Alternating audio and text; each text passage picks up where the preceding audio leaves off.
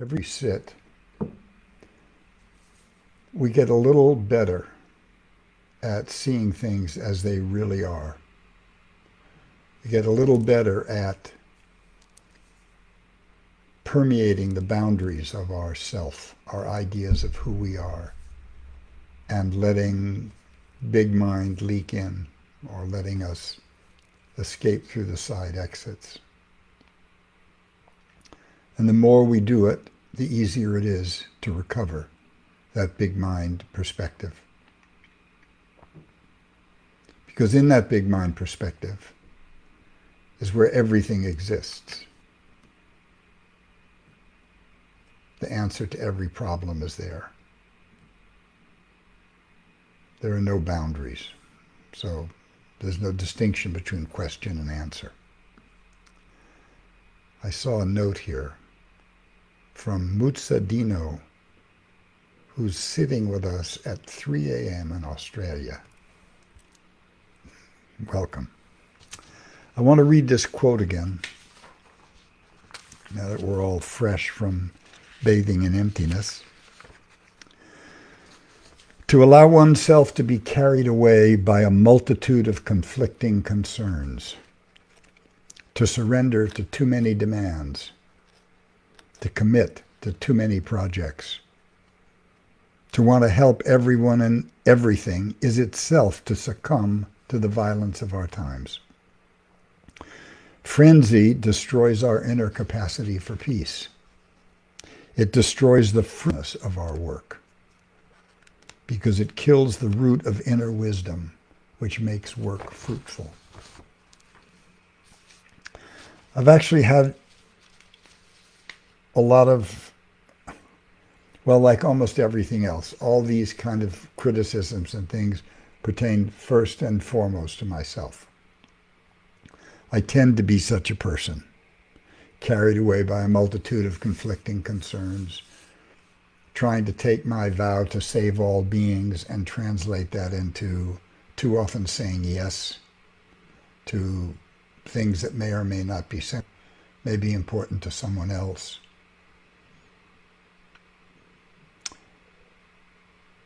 In the 1940s, I had relatives who were communists and socialists. And certainly in the 30s and 40s, communism and socialism were just political philosophies.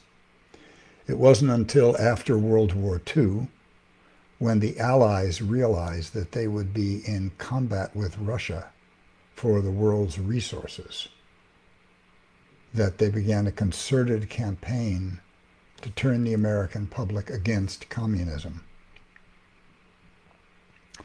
The McCarthy periods were part of that, listing communists as traitors, as spies. My relatives were basically labor organizers.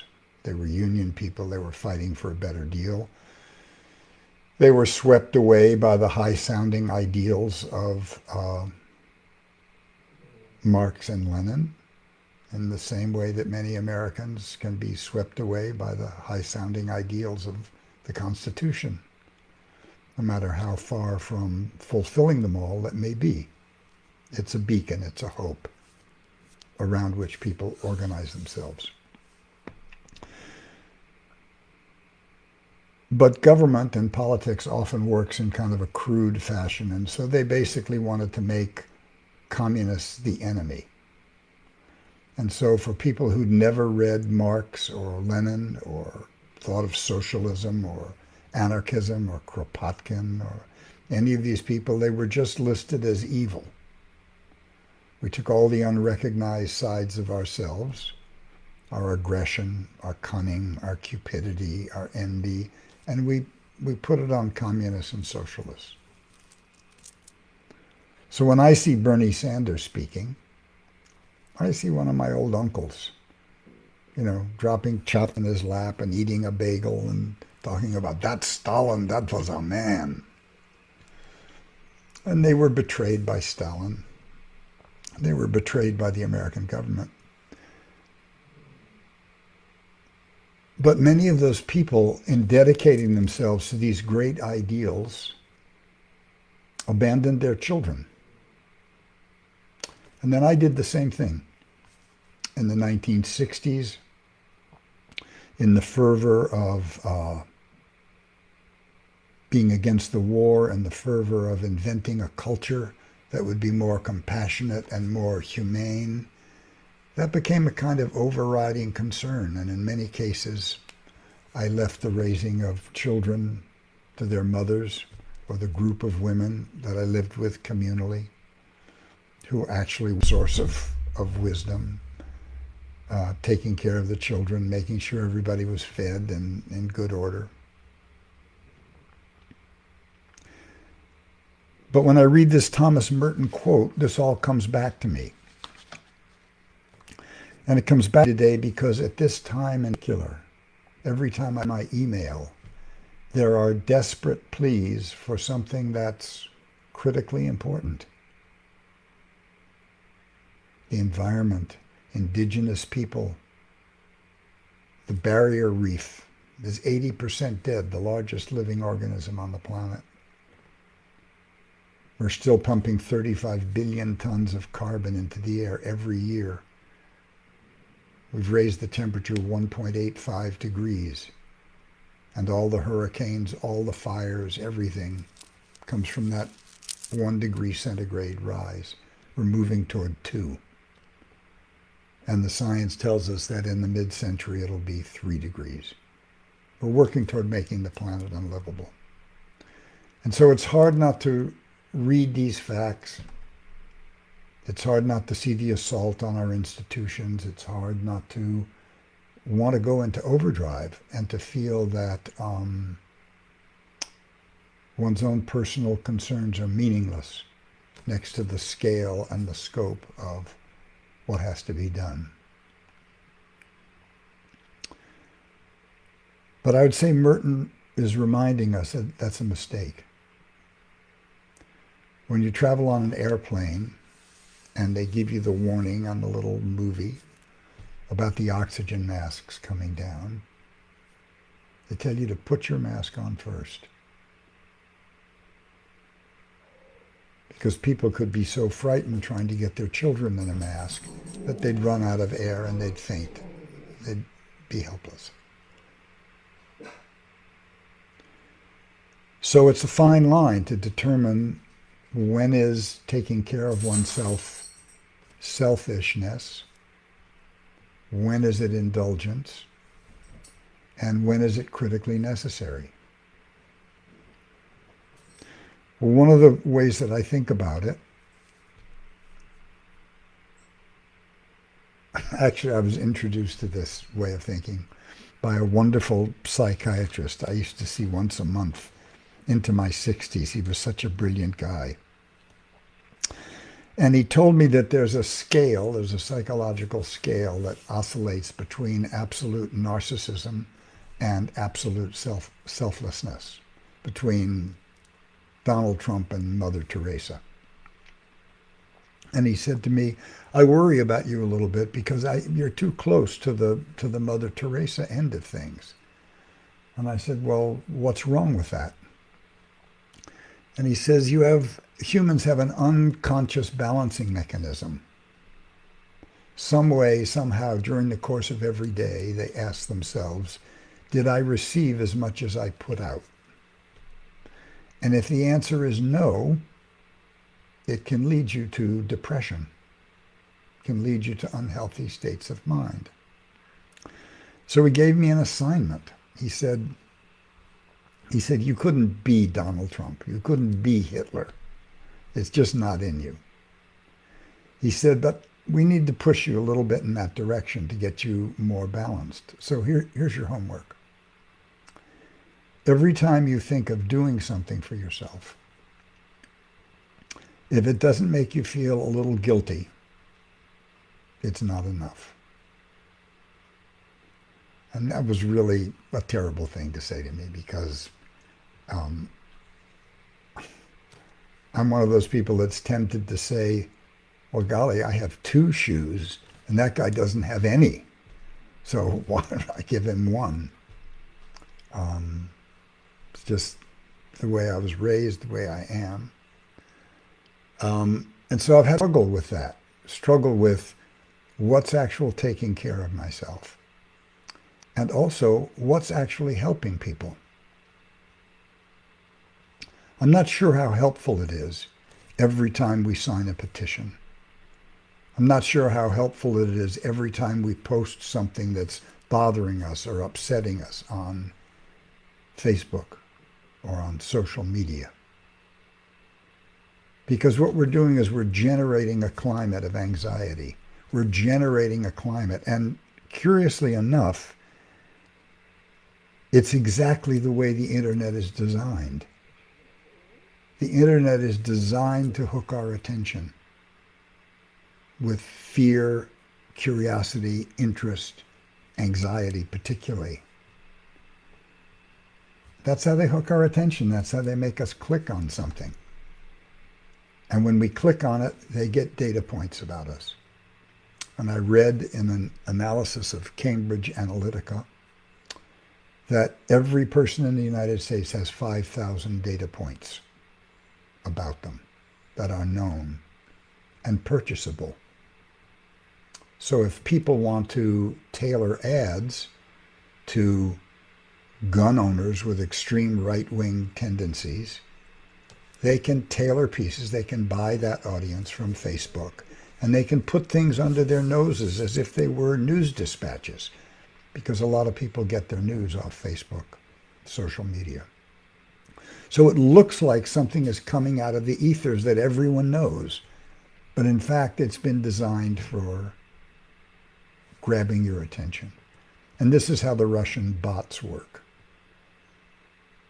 They don't care which side of a debate you're on, as long as the debate itself is fanned. They'll fan Black Lives Matter and they'll fan anti-Antifa. It doesn't matter, because the goal is to stop people from coming together. Well, one of the things that meditating does is it brings us together. It unifies body and mind. When we're sitting, little by little, it's not mind and body.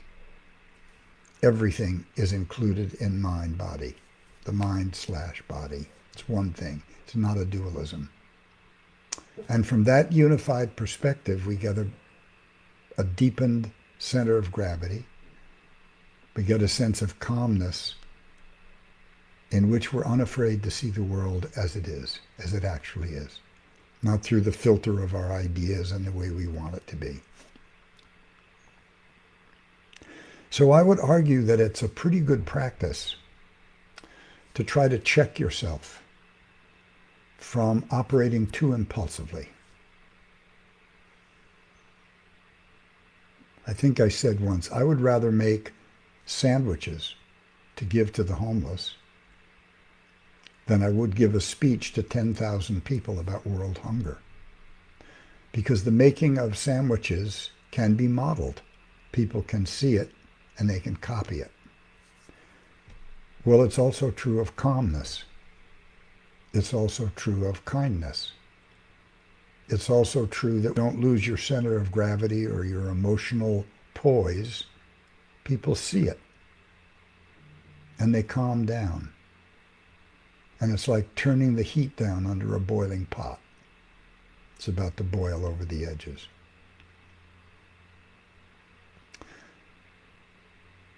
So in the spirit of putting your mask on first, we're awake 12 to 18 hours a day. We get up, wash our faces, brush our teeth, take care of ourselves in some way. I sit zazen, some people do yoga, some people take a walk, some people take a drink. And there's a certain amount of time during the day that is just required of us. Maybe it's shopping, maybe it's fixing something around the house, maybe it's doing the laundry, maybe it's taking care of the kids, maybe it's being available to them, maybe it's our job. But these pressures don't go away, and they're never surmountable. As soon as you get the laundry done, you're already putting dirty clothes in the hamper for next week. So the question becomes then, not what you're going to do so much, but how you're going to do it. Are you going to try to do it in a spirit of calmness, with full attention, humor at your own failure to be as good as you'd like to be? Or are you going to be blown around like a leaf in the wind? Oh my God, it's happening in the Amazon. Oh my God, it's happening here. So I know that if I were living in the Amazon, if I were a Yanomami Indian and gold miners and illegal people were invading my territory, I would have to put everything on hold and I would have to go on a war footing to protect my land and my way of life. And that's what those people are doing. Our corporations, Alcoa, name 20. Those are the ones that are going into the Amazon and going into indigenous tribal areas and running those people over to extract their exports. And if you feel that deeply you want to do something, well, I give as much money as I can. I support Rainforest Action Network. But I have a list of things that I can do and then a list of things that I can't do. I can't do that and read every political email begging for $8 for Joe Biden. I can't do it. I can't read every letter saying, oh my God, Amy is almost beating Mitch. If you just send us $100, we can do it. I've gotten 10 of those. So I think it behooves each of us to consider the pace at which we're going to try to save the world. And that pace should be measured by something that we can keep up indefinitely. And so we can't do everything. So you have to really search your psyche and your nervous system. You have to really expand the perimeters of yourself by bathing in emptiness, by bathing in meditation, to try to find what is my fundamental intention. What is the thing that I care about, I think about most constantly, just like breathing? What is that? And if you can discover that, and if you can align yourself with that, that's what you're going to dedicate your life to. And you're going to do that as consciously as you can with every space that's left over from taking care of yourself, your children, your family, your community, all the myriad responsibilities that we have. But failing that, we're just like gerbils in a wheel. We're running and running and running, and we're impelled by our anxiety, and we're, oh God, we've got to stop this. I mean, I remember during the Vietnam War, my friends and I were so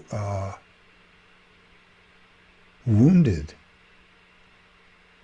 by the moral transgressions that were being done in our name.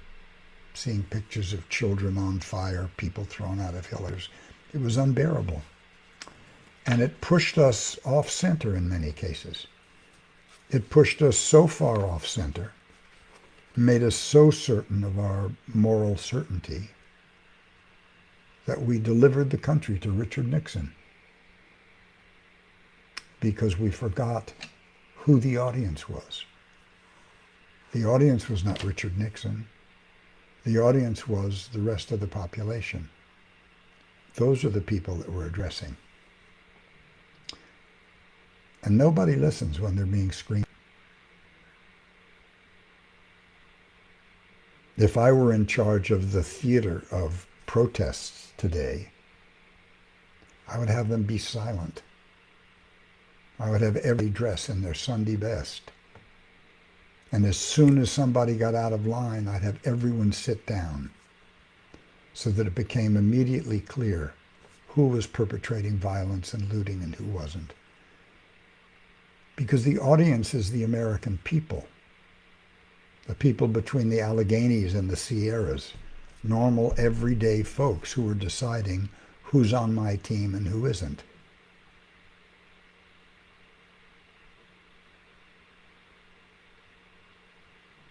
And it disturbs me that the protests are being co-opted to the degree that all those wonderful people going out and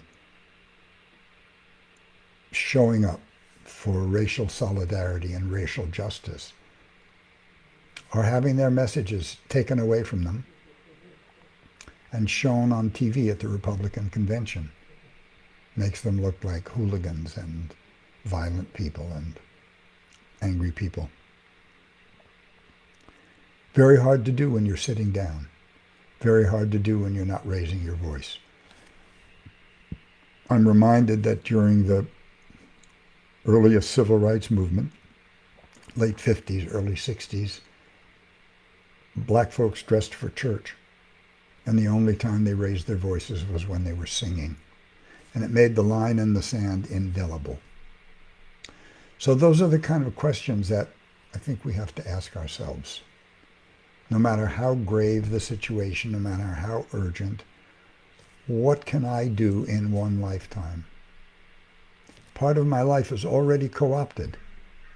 It's already co-opted by the need to make a living or to take care of my children. While my children share my values in many degrees, they did not copy the life that we developed in the 60s. And that's an object lesson to me, because it didn't necessarily work for them.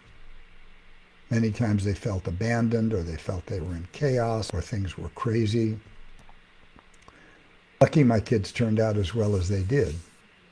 But I can also see that my idea of an alternative culture didn't work for them, and yet I dedicated every waking hour for 10 or 12 years to that. And my children paid the price of it. So on the basis of those mistakes,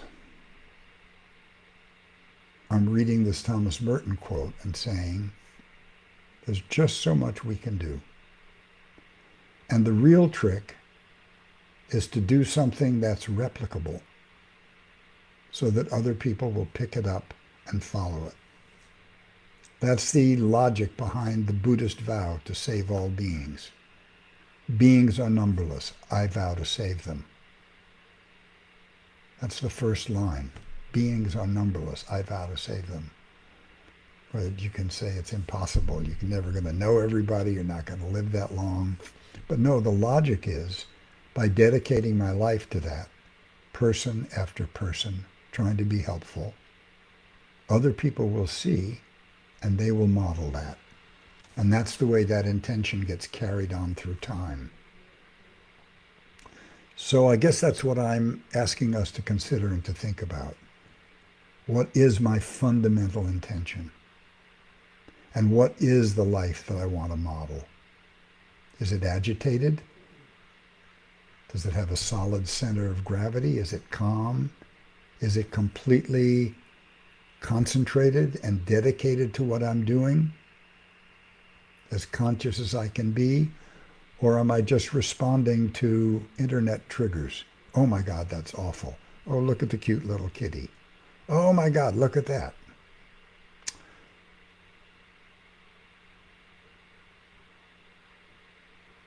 To commit to too many tricks, to want to help everyone and everything, is itself to succumb to the violence of our time. I want to read another quote. This is a quote written in the 8th century by Santideva. And at first it may not seem relevant, but maybe I can convince you it is. Here's the quote. When one sees one's own mind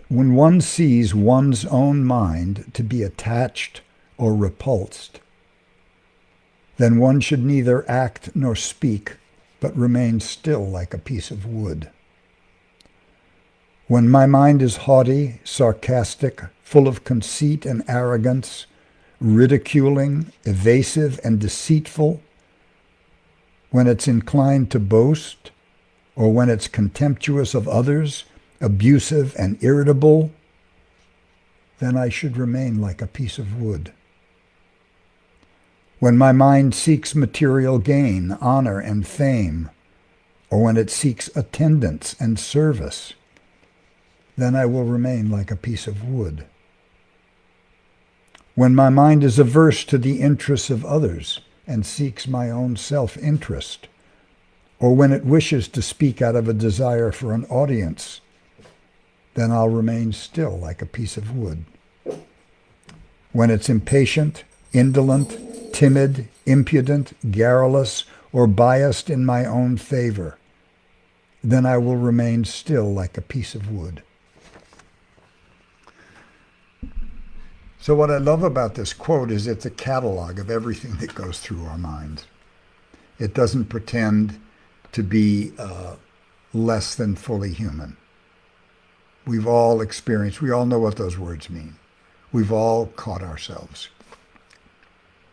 And what it reminds us is we can check everything at our teeth. It doesn't have to get out past our lips. We can check ourselves in our body. We don't have to flip someone the bird because they frightened us when they cut us off. And it's a kind of discipline that comes from being really concentrated, not able to be thrown off your game. Suzuki Roshi used to call it being the boss of everything. Because when you're the boss of all those internal states, you're the boss of everything. Because that's the entire world that's blowing through your brain. And you can control that. You can control your responses, your action, your impulses. And that in itself is saving the world. That in itself is modeling behavior that others can see and replicate and carry forward. It may not today stop the burning of the Amazon, but it will create tools and space for thoughts and ideas to be floated and received.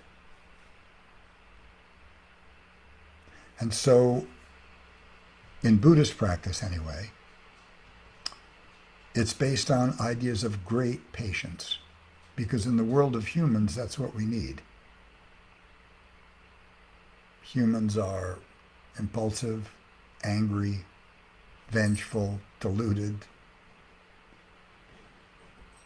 And when you see past all those things, when you realize that they're just soap bubbles, we have to be patient if we're going to be helpful. We have to try to help people see. Can't do it by shouting at them. We can't do it by waving signs at them. And when we sit, when we meditate, we sit with all beings.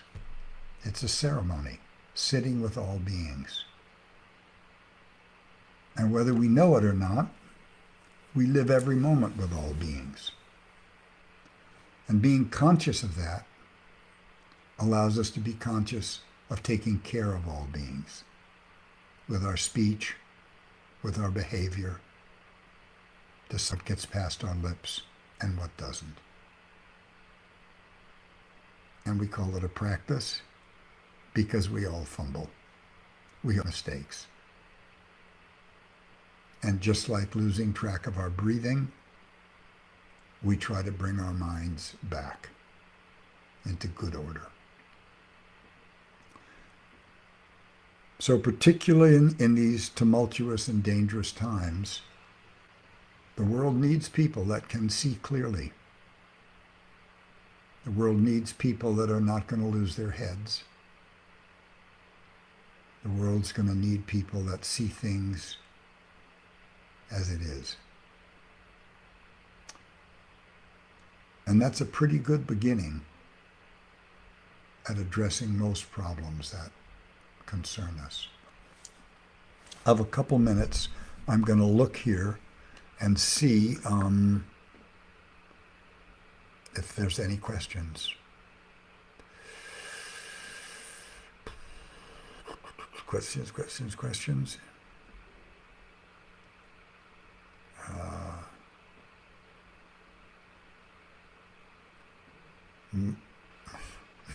Most people are agreeing with me. It's hard not to be pleased, but they did tune in to hear this. So,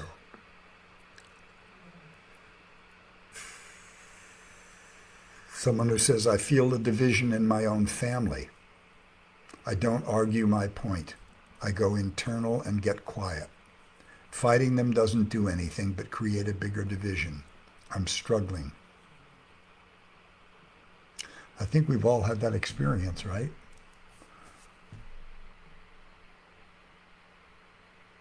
There is a distinction to be made between going silent and simply asking without attitude, I see things a little differently.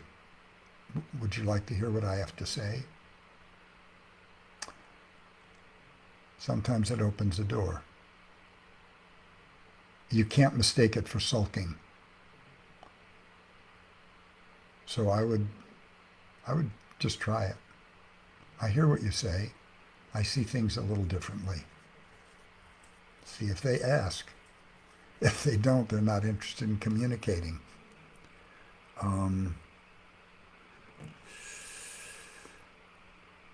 Please talk about action as a sangha versus individual preference. Okay. So a sangha is an old Pali Sanskrit word, and it means the followers of the Buddha. And what it means is a community of people who share an intention. So a sangha is a group of people. Maybe a simple way to think about it is like the pods that people are making now in the pandemic. You have a couple people, you agree on how strict you're going to be, how careful, and then you can let your kids play together and you can visit together and you can have a social life because you're being disciplined and strict. So if you want a multiplier of your energy, a lever, it is such a sangha, to be with like-minded people. People who share a common intention. But you have to be careful because an intention is not an ideology. An intention is not a political goal. So we've all been in rooms where people are screaming for peace. We've all been in rooms where we malign our opponents and consider them debased and less than human. When we meditate with all beings. That's the biggest sangha. The problem with it is that everybody's not aware that they're in it. So an individual action is a personal action. And it needs to be looked at really carefully to make sure that it's not just an expression of selfishness or, what I want. There's a wonderful quote, do I have it here, where Suzuki Roshi says, one second, I'm going to search my crazy drawer here, see if I have this.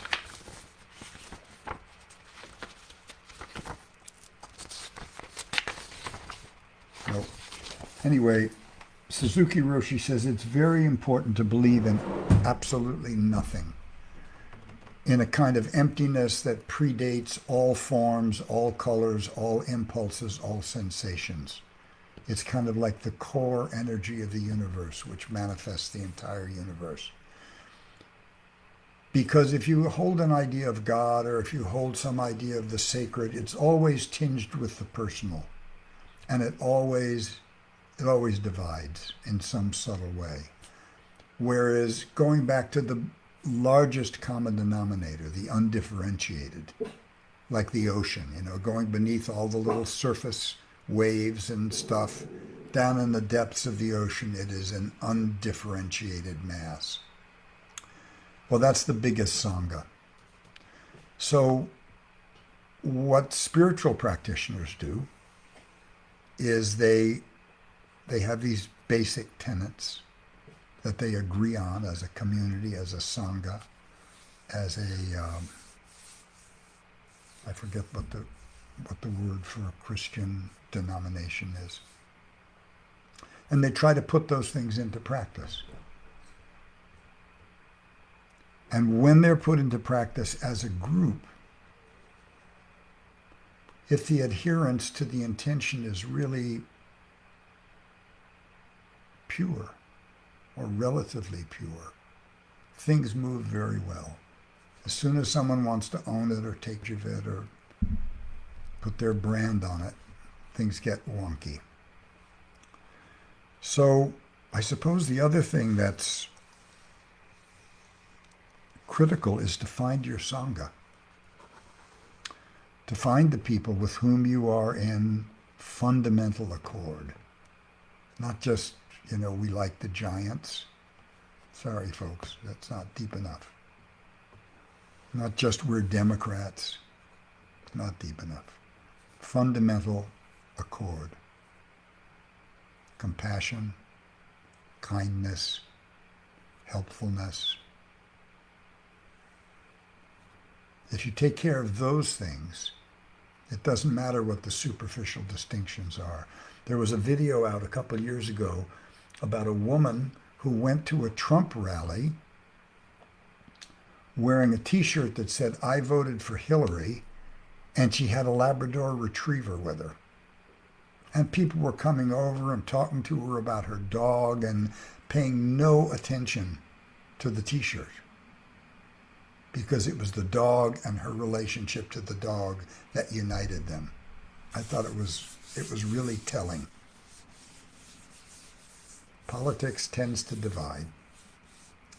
Ideas tend to divide. But fundamental intentions, fundamental behaviors,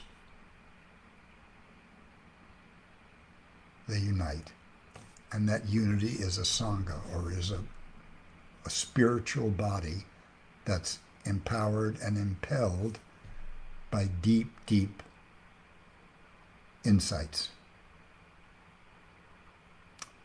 That's where I'm placing my bets. Maybe that's enough for this week. I'm going to say my metta prayer. Be welcome to join me. May all beings be filled with loving kindness. May all beings be free from suffering. May all beings be happy and at peace. May all beings be filled with loving kindness. May all beings be free from suffering. May all beings be happy and at peace. May all beings be filled with loving kindness. May all beings be free from suffering. May all beings be happy and at peace.